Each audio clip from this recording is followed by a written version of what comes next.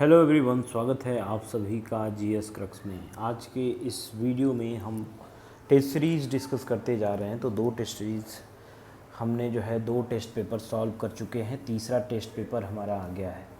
तो दो test papers जो है आप उसको देख लें, क्योंकि उससे भी जो है कुछ क्वेश्चंस मैं बीच बीच में पूछता रहूँगा इसमें, तो उसको रिवाइज़ किए रहेंगे तो ये चीज़ें ठीक होगी। और अपना फीडबैक भी दें हमें कि कैसी इसमें कुछ हमारे चेंजेस लाने चाहिए तरीक़ों में, या फिर कोई सजेशन हो सकता है जो आप दे सकते हैं, तो हम कुछ उसमें चेंज करके लेकर आएंगे।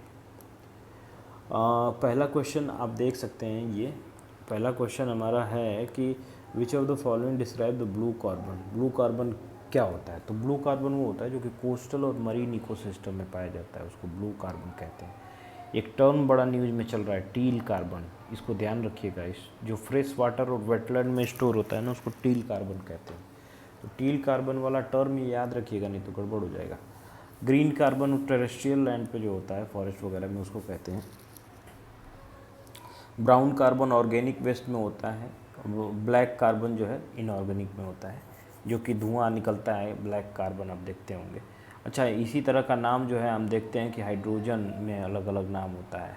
तो हाइड्रोजन में अलग अलग नाम क्या होता है? जैसे हम देखते हैं कि जो है ग्रीन हाइड्रोजन है, ब्लू हाइड्रोजन है, जो है येलो हाइड्रोजन है, पिंक हाइड्रोजन है। तो ये सब हाइड्रोजन्स जो है, ग्रे हाइड्रोजन जैसे नेचुरल गैस से बनाया जाता है, ब्लू फॉसिल से, ग्रीन रिन्यूएबल एनर्जी से। तो ये याद रखना होगा हमें। अच्छा, इसी बात पे COP 29 को ध्यान देखिए। COP 29 कहाँ हुआ है? तो ये बाकू अजरबैजान में होगा। इससे पहले वाला COP 28 कहाँ हुआ था? तो UAE में हुआ था, दुबई में हुआ था COP 28। तो यहाँ से क्या क्या चीज़ें आई थी निकल कर? हमने जो है वो शुरू किया था ना, मोदी जी ने बायोफ्यूल अलायंस शुरू किया था ना, बायोफ्यूल अलायंस, ये सब चीज़ें थी। COP 26 जो है ये नेट ज़ीरो की बात हमने की थी 2027 तक, इसका जो है ध्यान रखेंगे आप। COP 26 में जो है नेट ज़ीरो की बात की थी, ग्लासगो में जो हुआ था। इसके बाद ब्लू कार्बन हमने देख लिया।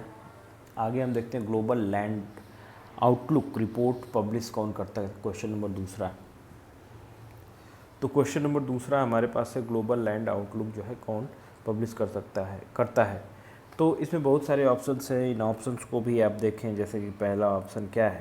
पहला है ग्लोबल इन्वायरमेंट फैसिलिटी, दूसरा है जो है इन्वायरमेंट इंटरनेशनल आयुषियन जिसको कहते हैं, तीसरा जो है हमारा वो है, तीसरा हमारा है ये वर्ल्ड नेचर ऑर्गेनाइजेशन। और उसके बाद हम जो है देखते हैं कि हमारा आ जाता है UNCCD। तो ये सब चीज़ें हैं। तो global environment facility world bank ने 1991 में बनाया था, इसका ध्यान रखेंगे आप। और आयुसियन जो है इसका हेडक्वार्टर ग्लैंड स्विट्ज़रलैंड में 1948 में आयुसियन बना था, और उसी में आपने रेड लिस्ट देखा होगा जो 1964 में बनती है। तो ये सब जो है नॉलेज आपके पास होनी चाहिए कि कौन सी बॉडीज़ जो है कब बनती हैं। इसके बाद हम देखें तो हमारा आ जाता है ये UNCCD किससे निकल कर आता है? रियो अर्थ समिट होता है 1992 का, वहाँ से जो है UNCCD, UNFCCC, एजेंडा 21, CBD, वो सब चीज़ें वहीं से निकल कर आती हैं। CBD जो है ना, अरे ये BDA, बायोलॉजिकल डाइवर्सिटी एक्ट जो 2002 में आता है, नगोया कार्टाजेना जिसके अंदर है। तो बताइए नगोया और कार्टाजेना में क्या डिफरेंस है? दोनों क्या, कौन प्रोटेक्शन करता है जी? जेनेटिकली प्रोलिफरेशन का काम कौन करता है? बायोसेफ्टी का कौन काम करता है? कमेंट में आपको पता है तो बताइए, नहीं तो सर्च करके बताइए मुझे। ग्लोबल लैंड आउटलुक जो है कौन निकालता है? इसका ध्यान रखिएगा, ये निकालता है UNCCD। Which of the following is not a method in Situ conservation of biodiversity. In Situ conservation method जो है इसमें कौन सा नहीं है? इन सिटू और एक्स2 आपने पढ़ा होगा। इन सिटू और एक्स2 जो है होता है। इन सिटू का मतलब कि अगर कोई एनिमल वहाँ पाया जा रहा है तो वहीं पे प्रोटेक्ट किया जा रहा है, तो उसको इन सिटू हम कहते हैं। और एक्स2 उसको कहते हैं जो कि एनिमल जो है बाहर प्रोटेक्ट किया जा रहा है, तो उसको एक्स2 कहते हैं हम। तो यहाँ से हमें पूछा है कि एक्स2 कौन है, क्योंकि नॉट अ मेथड ऑफ इन सिटू पूछा है। तो बोटानिकल गार्डन में ना प्लांट्स वगैरह ले जाकर बाहर से उसके इन्वायरमेंट इस लोकल इन्वायरमेंट से निकाल कर हम ले जाते हैं एक कृत्रिम इन्वायरमेंट में, उसको जो है प्रोटेक्ट करने की कोशिश करते हैं। उसको बोटानिकल गार्डन हम कह लेते हैं, wild life sanctuary, sacred groves, biosphere reserve, ये सब तो जो है इन सिटू ही है। सैक्रेड ग्रूव में याद रखिएगा कि कर्नाटका का देवरा कोडू जो है एक सैक्रेड ग्रूव है, पवित्र वन जिसको कहते हैं। जैसे सरना है, सरना कहाँ है तो सरना झारखंड में है, उसको ध्यान रखिएगा। गुप्तेश्वर फॉरेस्ट बताइए, बायोडाइवर्सिटी हेरिटेज साइट में रिसेंटली एडेड साइट है गुप्तेश्वर फॉरेस्ट। गुप्तेश्वर फॉरेस्ट ये जो है कहाँ है, इस चीज़ को बताइए हमें। तो ये सब चीज़ें हैं। दूसरी चीज़ की ये हो गया। और बायोस्फीयर रिजर्व कितने हैं? बायोस्फीयर रिजर्व 18 हैं, जिसमें यूएन के एमएबी प्रोग्राम में 12 हैं अभी। तो इसको एमएबी प्रोग्राम 1971 में चलाया गया था, 1978 में हमने जो है इंडिया ने साइन किया था। अगला नंबर है क्वेश्चन नंबर 4। तो कौन सा फॉलोइंग जो है टर्म, ये जो बायोस्फीयर रिजर्व है किसने दिया था? तो एडवर्ड सुएस ने दिया था बायोस्फीयर रिजर्व टर्म। लेकिन एजी टांसले ने भी एक वर्ड ये दिया गया था जिसको इकोसिस्टम कहते हैं। इकोलॉजिकल जो इकोलॉजी होती है वो टर्म अर्नेस्ट हैकल ने दिया था। ये सब चीज़ें ध्यान रखिए। और इसमें 5वां क्वेश्चन पूछता है हमसे कि which among the following causes loss of biodiversity. Loss of diversity कैसे होगा? प्रमोशन ऑफ वेजिटेरियनिज्म, वेजिटेरियन बढ़ेंगे तो डाइवर्सिटी लॉस हो जाएगी क्या?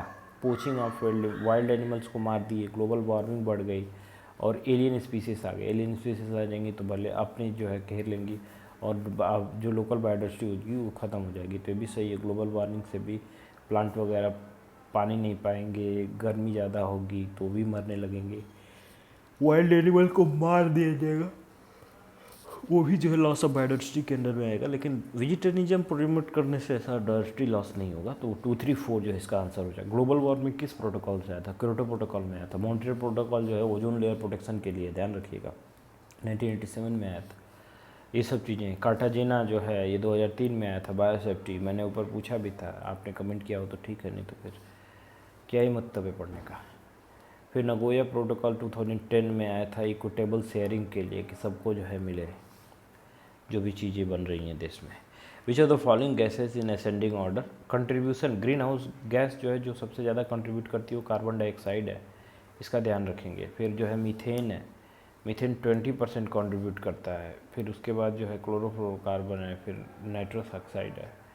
तो ये सब चीज़ें गैसेस हैं जो कि कंट्रीब्यूशन करती हैं ग्रीन हाउस गैसेस में। पोटेंशियल के हिसाब से सबसे ज़्यादा गैस कौन सा कंट्रीब्यूट करती है, इस चीज़ को आप बता सकते हैं। तो SF6 जो है, SF6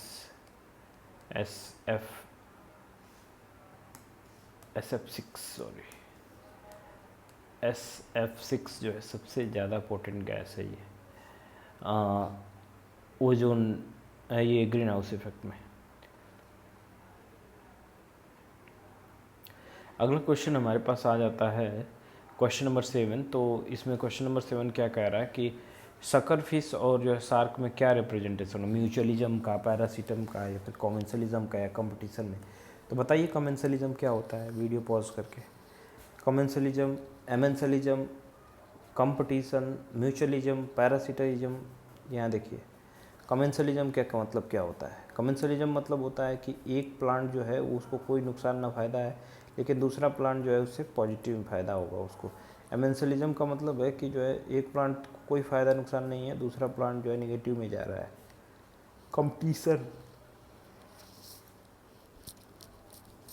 कंपटीशन में क्या होता है कि दोनों जो है लड़ जाते हैं, कंपटीशन होता है, दोनों का नुकसान हो जाता है। सिम्बायोटिक में म्यूचुअलिज्म होता है ना, तो दोनों जो है गेन करते हैं, पॉजिटिव। और पैरासिटिज्म में क्या होता है कि एक को पॉजिटिव और एक को नेगेटिव हो जाता है। तो इस तरीके से जो ये सकर फिश होती है क्या करती है कि वो जो शार्क होती है ना उनके पीछे लग जाती है, चिपक जाती है, स्पीड के लिए, खाने के लिए दूर दूर तक सफ़र कर पाती हैं, क्योंकि शार्क दूर तक जाती है, लेकिन सकर फिश, छोटी फिश उस तरह से पहुंच नहीं पाती है। रेड लिस्ट को मैंने बताया था कि 1964 में जो है बनी थी IUCN के द्वारा। तो इंडेंजर्ड स्टेटस ऑफ एनिमल्स और plant species at the global level is issued by which of the following organisation? तो वही IUCN जो हमने देखा था हेडक्वार्टर इसका ग्लैंड में था, 1948 में बनी थी। वर्ल्ड वाइड फंड जो है 1961 में बना था, स्विट्ज़रलैंड में ही जो है इसका हेडक्वार्टर है, और ICN और नेचर कंजर्वेशन जो है इसको मिलकर बनाए थे। UNEP 1972 में बना था, नैरोबिया केनिया में जो है ये बना था। हॉट स्पॉट क्या होता है? हॉट स्पॉट दुनिया में तो 35-36 है, लेकिन इंडिया में 4 है। तो जो वाल्टर रूज थे, बायोडाइवर्सिटी जो वर्ड है उसको सिर्फ कॉइन किया था, बायोडाइवर्सिटी वर्ड को। और एरिया जो कि मोर देन 1500 इंडेमिक स्पीसीज उस रीजन में हो और 70% इनके ओरिजिनल हैबिटेट लॉस हो गया हो, तो जो है उसको हम हॉट स्पॉट कहते हैं। ये 10% स्पीसीज से ऐसा कुछ नहीं है। तो इसका 1 और 2 जो है आंसर हो जाएगा हॉट स्पॉट का। होप स्पॉट बढ़ाएंगे, होप स्पॉट जो है क्या होता है? जो हॉट स्पॉट टेरेस्ट्रियल रीजन पे होता है, होप स्पॉट जो है वो वाटर में होता है। इसका ध्यान रखेंगे। Which of the following are the constituent of biogas? Biogas का कॉन्स्टिट्यूट कौन है? तो मीथेन और कार्बन डाइऑक्साइड जो है इसमें बायोगैस हो जाता है, और प्रोपेन और ब्यूटेन जो है ये कहलाते हैं LPG। कौन सा फ्लाई एश जो है यूज होता है किस लिए? तो रोड कंस्ट्रक्शन में, सीमेंट प्रोडक्शन में, या फिर सॉइल की इम्प्रूवमेंट करने के लिए, सॉइल की जो है उसको इम्प्रूवमेंट करने के लिए जो है हम इसका इस्तेमाल करते हैं। अगला क्वेश्चन हमारे पास है कि बायोमैग्निफिकेशन क्या होता है? बायोमैग्निफिकेशन और एक्यूमुलेशन में सिर्फ बहुत ही माइनर डिफरेंस है। बायोमैग्निफिकेशन का मतलब वो जो अलग अलग यहाँ पे पिरामिड में हम देखते हैं कि जो है सबसे नीचे ट्रॉप्स होते हैं, फिर प्राइमरी होते हैं, सेकेंडरी और टर्सरी, ऐसे एनिमल बढ़ते जाते हैं। तो घास में सबसे पहले कोई बीमारी आती है तो जो है हिरन में जाएगी, हिरन को जो है हाइना खाया तो हाइना से फिर जो है शेर में जाएगा। इस तरीके से क्या हो रहा है कि धीरे धीरे जो है एक्यूमुलेट हो रहा है। लायन जो है सबसे बड़ा प्रेडेटर है, उसके अंदर ज़्यादा जो है चीज़ें एक्यूमुलेट हो रही है, तो वो ज़्यादा इफ़ेक्ट होगा इस प्रोसेस के थ्रू। उसको बायोमैग्निफिकेशन हम कहते हैं। बायो एक्यूमुलेशन का मतलब होता है कि एक ही ऑर्गेनिज्म जो है, एक ही सिंगल पर्सन जो है वो इफेक्ट हो रहा है सेम चीज़ से, तो बायो एक्यूमुलेशन उसको हम कह लेते हैं। फिर काम्पा फंड जो है 2004 में बना था, और ये फंड जो होता है इसमें क्या है कि इस्टेब्लिश किया जाता है on order of supreme court. Supreme court के ऑर्डर पे जो है इसको इस्टेब्लिश किया जाता है, और 10 और 90 का रेशियो जो है इसमें होता है, ये कंट्रीब्यूट करते हैं। दूसरी चीज़ ये कि ये जो हमने देख रहे हैं, ये काम्पा जो फंड होता है वो होता है compensatory afforestation fund and compensatory afforestation fund management and planning authority. इसके बाद हम देखें कि which of the following is most stable ecosystem. सबसे ज़्यादा स्टेबल इकोसिस्टम ना मरीन इकोसिस्टम होता है, इसका ध्यान रखेंगे। इकोटोन क्या होता है? इकोटोन ट्रांजिशन जोन होता है 2 लैंडफॉर्म से। Which of the following India's first marine eco sensitive zone? तो first marine eco sensitive zone जो है 2013 में डिक्लेयर किया गया था, जो कि गल्फ ऑफ कच्छ है, लार्जेस्ट बायोस्फीयर रिजर्व है ये। फिर इसके बाद हम देखें पैलेजिक बायोम क्या होता है। तो ये जैसे कि कोई वाटर रिजर्वायर है, तो उसमें सबसे पहले कॉन्टिनेंटल शेल्फ आता है, फिर स्लोप आता है, फिर जो है ये एबिजल प्लेन आता है। तो इस तरीके से जो स्लोप शेल्फ होती है, उस स्लेब्स कॉन्टिनेंटल शेल्फ जो होती है उसी में जो है ये पैलेजिक बायोम जो है कहलाता है। तो ये जो है 200 मीटर की डेप्थ तक जो है फैला होता है, और फाइटोप्लैंक्टन जो प्लैंक्टन इसमें पाए जाते हैं। अगला क्वेश्चन है कि ड्रिंकिंग वाटर में कितना ऑक्सीजन डिजॉल्व होना चाहिए? हाउ मच जो है ये डिजॉल्व होना चाहिए? तो 5 mg पर लीटर जो है होना चाहिए। BOD क्या होता है? COD क्या होता है? BOD is inversely proportional to DO, यानी कि बायोलॉजिकल ऑक्सीजन डिमांड बढ़ेगा तो डिजॉल्व ऑक्सीजन कम हो जाए। बायोलॉजिकल ऑक्सीजन डिमांड कैसे बढ़ेगा? तो डिमांड बढ़ेगा यूट्रिफिकेशन से, एल्गल ब्लूम वगैरह हो जाए तो उसमें यूट्रिफिकेशन हो जाएगा और इस तरीके से प्रॉब्लम हो जाएगी। फिर है इको सेंसिटिव जोन्स। तो ये जो है पेरिफेरल जोन होता है जो कि स्प्रेड करता है अराउंड प्रोटेक्टेड एरिया, और इन्वायरमेंटल डिपार्टमेंट द्वारा जो है इसको नोटिफाई किया जाता है। इनका पर्पज़ यही है कि मॉनिटर करें कि प्रोटेक्टेड एरिया है उसको जो है ये मॉनिटर करें। तो इको सेंसिटिव जोन जो है ये सारे ऑप्शन इसमें सही होंगे। कस्तूरी रंगन कमेटी की उसके रिकमेंडेशन पे वो वेस्टर्न घाट को प्रोटेक्ट करने की बात आई थी। Characteristic of high biodiversity community. तो ये मोर चेंजेबल होता है कि नहीं? जो डाइवर्सिटी एक बार सेटल हो जाती है ना, वो चेंजेबल नहीं होती है, उसके साथ लोग चेंज हो जाते हैं, नए लोग आकर। इंक्रीज्ड प्रोडक्टिविटी, ठीक है, हाई बायोडाइवर्सिटी का जो है कम्युनिटी प्रोडक्टिविटी बढ़ाती है और मोर रेसिस्टेंस होती है बायोटिक अटैक से। इसके बाद देखें कि reports is a joint released by UNESCO और IUCN। तो यूनेस्को और IUCN को दोनों मिलकर निकालने वाली जो रिपोर्ट है वो है world heritage glacier report. World heritage glacier report जो है ये इसकी रिपोर्ट है। इसके बाद हम देखें कि ग्रे वाटर और ब्लैक वाटर में क्या डिफरेंस होता है। ग्रे वाटर जो है नॉन टॉयलेट वाटर होता है, यानी कि टॉयलेट का पानी इसमें नहीं जाता है, लेकिन ब्लैक वाटर जो होता है उसमें वाटर मिक्स होता है टॉयलेट का भी। आगे हम देखें कि which of the following was declared as the first biodiversity heritage sites of India. तो सबसे जो है फर्स्ट जो बायोडायवर्सिटी हेरिटेज साइट है इंडिया की वो नल्लूर तामरिंद ग्रूव कर्नाटक के।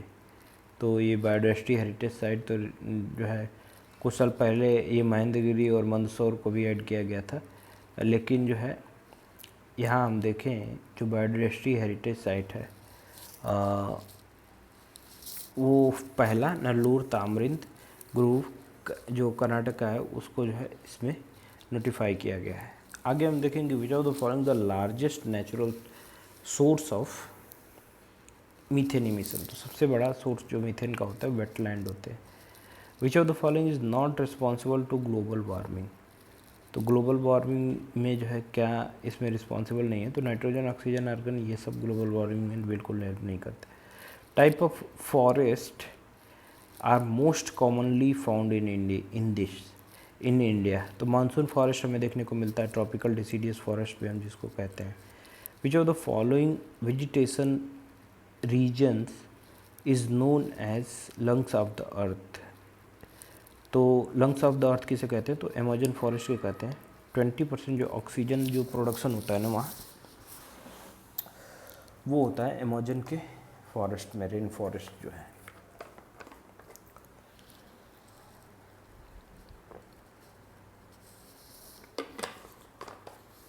इसके आगे हम देखें कि हमारे पास आ जाता है अगला क्वेश्चन कि मेथड्स जो अनकन्वेंशनल वाटर रिसोर्स के हैं। कन्वेंशनल तो ठीक है, टैंक में निकाल लिए या फिर जो है वेल से निकाल लिए, लेकिन फॉग से वाटर कलेक्शन करना, डिसैलिनेशन करना या फिर वाटर आइसबर्ग से लेकर आना, क्लाउड सीडिंग करना, ये सब वाटर रिसोर्स के जो है अनकन्वेंशनल मेथड ही। फिर अगला है कि which of the following year was wild life protection act 19 ये जो है पास हुआ था वाइल्ड लाइफ प्रोटेक्शन एक्ट। तो 1972 में जो है इसको पास किया गया था। Mammals of cold climate usually have small year and fit. तो स्मॉल फिट और ईयर जो है ये हमें देखने को मिलता है कि जो मैमल्स कोल्ड क्लाइमेट के होते हैं उसमें होता है, क्योंकि उनको सरफेस एरिया कम करनी होती है। तो ये एलेंस रूल कहता है। दूसरा रूल है बोल्ट्जमान रूल। बोल्ट्जमान रूल में क्या होता है, इसमें क्या होता है कि जो सरफेस एरिया होता है वो जो है के हिसाब से डेवलपमेंट होता है। जैसे माइक्रो ऑर्गेनिज्म जो है नहीं पाए जाएंगे पोलर रीजन में, क्योंकि उसका सरफेस एरिया बहुत कम है, जिसके कारण हीट लॉस होगी और वो मर जाएगा। जीरोफाइटिक प्लांट वही डेजर्ट वाले रीजन प्लांट को कहते हैं। प्लेस स्टीम स्लिप्स तो होगा ही, और मोर नंबर ऑफ स्टोमेटा नहीं, स्टोमाटा बहुत कम होता है, और अंडर डेवलप्ड रूट सिस्टम जो है नहीं दिखता है, क्योंकि इसमें तो डीप रूटेड जो है वो चीज़ें दिखती है ना। नेशनल कोलर रिलीफ इंस्टीट्यूट कहाँ लोकेटेड है, तो पोर्ट ब्लेयर में जो है ये लोकेटेड है। Animal welfare board of India जो इस्टेब्लिश हुआ, जो कि prevention of cruelty to animal act 1960 में जो है ये हुआ था। डॉल्फिन मैन ऑफ इंडिया भी हम देखें तो रामसन मैग्सेसे और जो है पद्म श्री भी मिला हुआ है इनको, और इनका नाम है रविंद्र कुमार सिन्हा। तो डॉल्फिन मैन ऑफ इंडिया इनको कहा जाता है। आगे हम देखें कि कौन से जो है मेजर फैक्टर्स हैं ऑफ क्लाइमेट चेंज। तो क्लाइमेट चेंज के जो है मेजर फैक्टर देखें तो ग्रीन हाउस है ही, एक्सेसिव डिफॉरेस्टेशन है, उसके बाद जो है ओजोन लेयर डिप्लीशन है, कंबशन ऑफ फॉसिल फ्यूल, सबके थ्रू जो है यहाँ पे क्या होगा, क्लाइमेट चेंज होगा। अगला है कि which of the following tax is levied on negative externalities like environmental pollution. तो कौन से जो है टैक्स इम्पोज किया जाते हैं निगेटिव एक्सटर्नलिटीज़ में, तो पिगोवियन टैक्स कहते हैं, और विंडफॉल टैक्स अनएक्सपेक्टेड प्रॉफिट बढ़ जाए, टोबिन टैक्स ट्रांजैक्शन टैक्स होता है, और कोई टैक्स होता है क्या, कौन से नोटिफाई किए गए हैं under the critically endangered species in red data book publish to highlight the conservation status of species and their extinction. तो घड़ियाल को जो है हमने रख रखा है इसमें क्रिटिकली इंडेंजर्ड स्पीसीज जो है ये घड़ियाल हो जाता है। गंगा डॉल्फिन इंडेंजर्ड है, गोल्डन लंगूर भी जो है इंडेंजर्ड है, और नीलगिरी तहर भी जो है इंडेंजर्ड है। होप स्पोर्ट मैंने बताया था कि वाटर में हो जाता है, बिलो वाटर, और इस तरीके से ये होप स्पोर्ट होता है। ये ऑब्जेक्टिव इसका होता है कि marine conservation for the future, ये ठीक है। दूसरा चीज़ है कि it not United Nations environment programme mission blue जो है ये है, जिसके थ्रू जो है ये चला। होप स्पोर्ट को स्लीविया ने दिया था। लक्षद्वीप सिर्फ इकलौता नहीं है, इसके साथ अंडमान टेरिटरीज़ भी जो है इसमें है। इसके बाद हम देखें कि एडॉप्टेशन गैप रिपोर्ट जो है यूएनईपी निकालता है। इसके बाद उमियाम लेक देखें तो मेघालय में है, उमरिया लेक ईरान में है, इसको ध्यान रखेंगे। हेलमंद डैम जो है वो बॉर्डर ऑफ ईरान और जो है पाकिस्तान में है। Which of the following committees are constituted to make suggestion regarding national auto fuel. तो ऑटो फ्यूल पॉलिसी के लिए मासेलकर कमेटी है जो कि इसमें जो है ये इन्होंने कमिटीज़ इनकी कॉन्स्टिट्यूट हुई टू मेक सजेशंस। इसके बाद हम देखें कि which of the following shooting event Manu Bhaker और सरबजीत जो साथ में लड़े थे उसमें ब्रोंज लेकर आए। तो ये 33rd जो है ओलंपिक था, और ये 10 मीटर एयर पिस्टल का जो है गेम था। इसके बाद हम देखें कि मोइदम जो आसाम का है was declared a world heritage site. World heritage site जो है ये डिक्लेयर किया गया है क्योंकि ये कल्चरल इम्पोर्टेंस है इसका। 46th world heritage session UNESCO का न्यू दिल्ली में जो है ये होगा।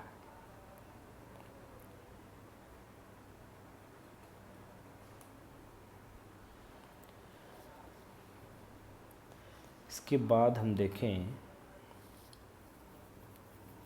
कि कौन से प्लेसेस 16th एडिशन जो है मिलिट्री एक्सरसाइज का नोमैडिक एलिफेंट हुआ जो कि मंगोलिया में हुआ। तो ये जो है हमारा क्वेश्चन है कि कौन से प्लेस पे 16th edition of joint military exercise nomadic elephant held between India and Mongolia. तो ये जो है उमरॉय में हुआ था। इसके बाद हम कुछ यदि यहाँ देखें कि कुछ ऑपरेशन चलाए जो है एक्सरसाइज हुए, जैसे लैमेथिया एक्सरसाइज है, सीचल्स के हुआ, रिम्पैक शिवालय जो है यहाँ है, लार्जेस्ट है सबसे बड़ा रिम्पैक। मैत्री थाईलैंड में है, ग्लोबल कॉन्क्लेव जो है श्रीलंका, इंडिया, मालदीव,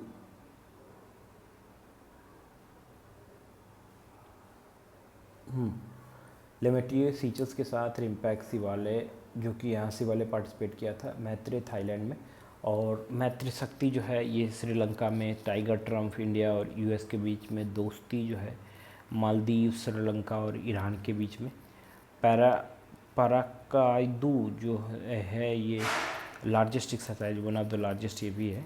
इसके बाद देखें कि which of the following place was the 16th edition, तो ये उमराय हो गया है। Which of the following became the first woman president, first woman finance minister of Britain, तो वो जो है रकेल हैं, लेकिन लीसा जो रैंडी हैं ये मिनिस्ट्री ऑफ कल्चर में आते हैं। मिनिस्ट्री ऑफ कल्चर जो है इनके अंडर में है और इंडियन ओरिजिन के हैं लीसा जो है नैंडी। रिसेंटली इंडिया ने जो है right to operate from Mongla port ये राइट्स मिला है, तो ये म्यांमार में है, और ये सितवे पोर्ट म्यांमार में है, और बांग्लादेश में चिटगांव और ये है मोंगला, और इसके अलावा श्रीलंका जो है वो तो है। हाइफा पोर्ट जो है उसको इजराइल ने ले रखा है।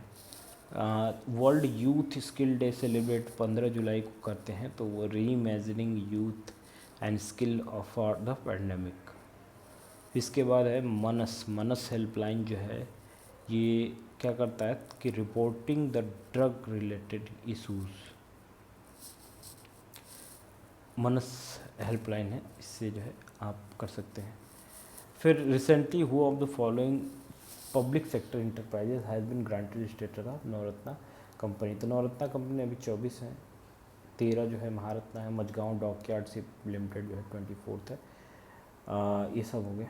इसके बाद हम देखें विच of the following position has the India got in the artificial intelligence preparedness index. तो उसमें जो है 72 रैंक है इंटेलिजेंस प्रिपेयर्डनेस इंडेक्स में। 1, 10, 50 ये इन्वेस्टमेंट है, और 50, 5, 50, 200 जो है ये टर्नओवर है। Which of the following has been awarded Gandhi Mandela award 2020। तो इसको रिगोबेर्टा मैनिक्यू टूम जो है ये गांधी मंडेला अवार्ड इनको मिला है। जेंडर गैप इंडेक्स में 129 रैंक है, एनवायरमेंट परफॉर्मेंस इंडेक्स में 176 रैंक है।